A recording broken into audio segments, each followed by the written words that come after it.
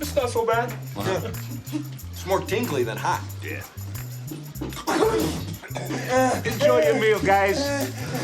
Whether it's the jalapeños in your favorite Tex-Mex dishes or a piquant traditional curry at their favorite Indian restaurants, foodies have increasingly come to love spicy meals.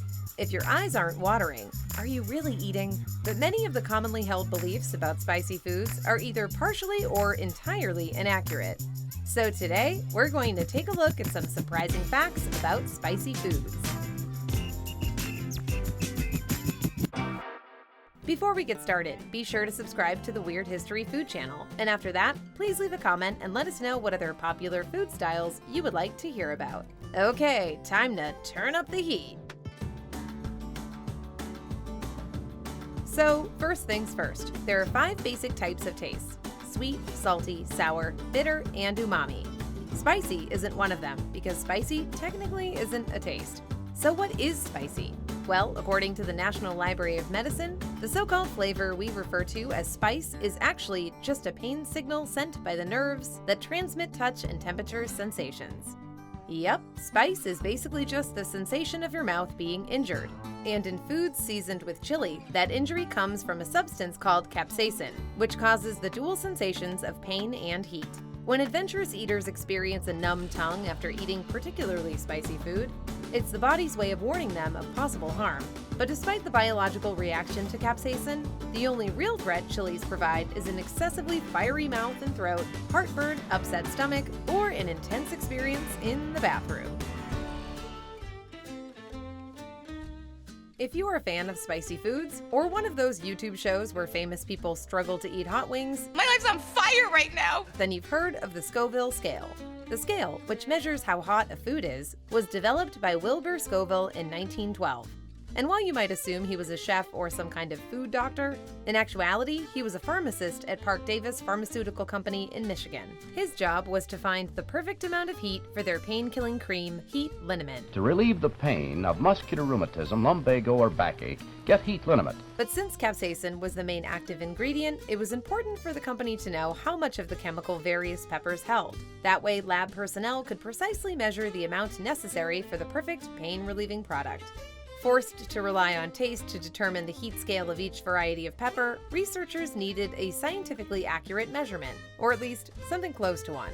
Scoville decided the best method was to dry the peppers, dissolve a predetermined amount in sugar water, then let a panel of 5 judges take the heat. The amount of sugar needed to conceal the heat produced by each pepper determined its rating on the scale. Of course, technology has improved a tiny bit since 1912, and testing methods for the Scoville scale have evolved. For example, in the 1980s, experts began using high-performance liquid chromatography, which sounds more scientific than 5 guys eating chilies. But while the method is highly accurate, it's also expensive and can't take into consideration other factors, such as pepper ripeness or where they were grown. Additionally, each type of pepper is a whole species group, causing further variety in heat and flavor. To make up for these variables, Scoville scale rankings are considered a range instead of a specifically identifiable number. So when the Carolina Reaper's rating of between 1 and 2 million Scoville heat units can't guarantee you a specific number, it does guarantee you that you will see dead kings if you eat one. Tex-Mex sounds like the name of a G.I. Joe character, but it's actually a fusion of Mexican and American cuisine dating at least as far back as the mid-19th century. Tex-Mex is thought to have evolved from food in San Antonio, Texas, where families would gather in the city square to share home-cooked meals. Some women would also set up booths along San Antonio streets to sell their family's favorite dishes. Over time, these women came to be known as chili queens. Locals and tourists alike could get a plate of carne con chili with a side tortilla for 10 cents. And other stands sold items like tamales, coffee, and beans. The railroad's 1877 arrival in San Antonio brought more tourism and more opportunities for people from across the country to experience the distinctive local cuisine. Many of those people came on the Texas and Mexican rail line, called the Tex-Mex for short, and the route name eventually became a blanket term for the food riders could buy along the way. Over time, people even referred to Tejanos living in the area as Tex-Mex, further establishing the identification for the food they served. Today, patrons visiting a Tex-Mex restaurant expect an array of different dishes, including things like nachos and burritos and half-price margaritas. But it all started with those single plates of carne con chili served by San Antonio locals centuries ago. Speaking of chili, while cultures worldwide now embrace it to spice up their dishes, the fruit originated in the lowlands of Brazil. And it is a fruit, for the record, so make sure to add it to your next edible arrangement. From there, it spread mostly thanks to birds. Not because they're big into heat challenges, but because they have no mouth receptors to register heat.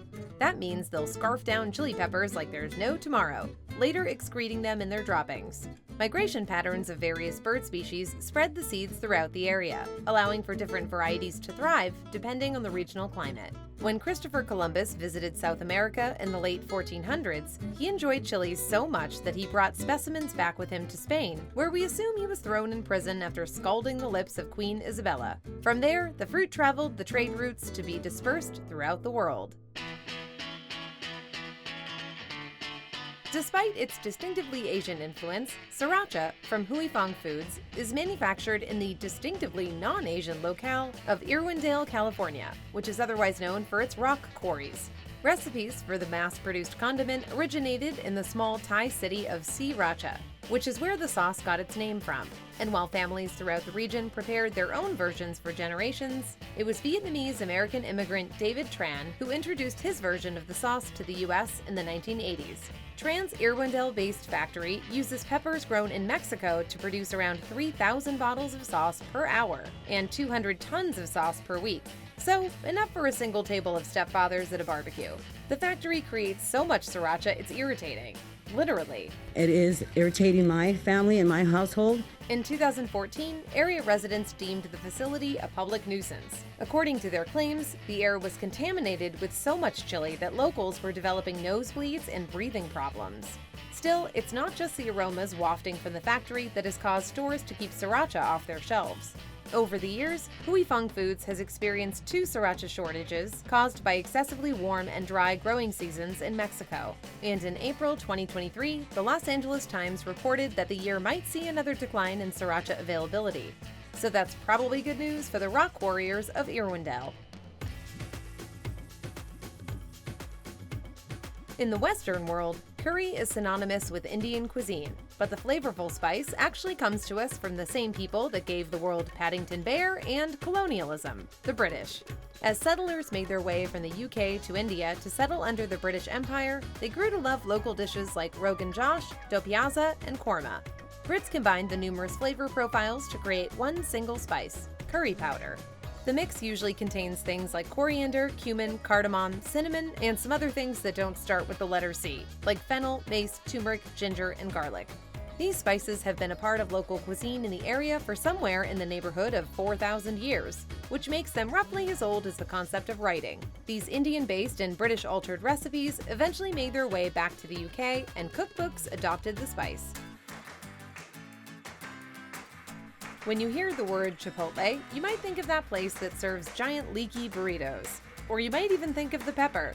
Yet despite having their own name as a pepper variety, Chipotle peppers are a man-made invention.